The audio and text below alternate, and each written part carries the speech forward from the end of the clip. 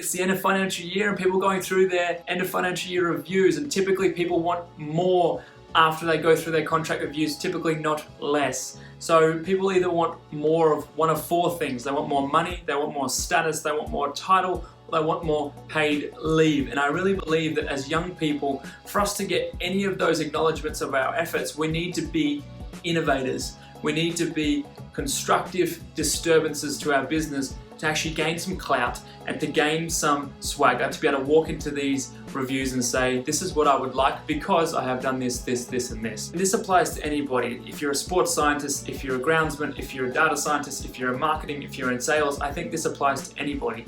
And I think a lot of people just think that by showing up and ticking boxes, they're going to be acknowledged for their efforts and their work. And from what I've seen so far, whether it be personal experience or critically analyzing people that I have been working with, people that are constructive disturbances to their business and their overall operations of that role, the ones that get acknowledged and the ones that get more clout. To give you an example, I came into this company, the current company I'm at the moment, and I was tasked with looking after purely the hardware side of what we did. So my first 3 months was dedicated to understanding that and nailing that task to my utmost abilities. But then I began to look around and I looked at other parts of the business that were in operation, and I noticed that for the role that I was given, which was in customer service and customer relations, I noticed a clear lacking in not the hardware, but the software side of things. And I thought there was something more to be had, something more to be done. So I went about investigating, firstly, the software.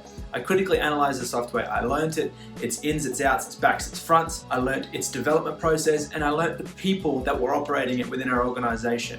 And I picked certain people, firstly, from the ground up to begin to service and to begin to help and to begin to ask questions and probe and to add value to that part of their role, to the point where I added value to each individual human being that was operating the software, that it became an acknowledgement of my role come into financial year review. It became something that was now actually a part of my JD. From something I was told not to do completely, don't touch the software, it became a part of my JD.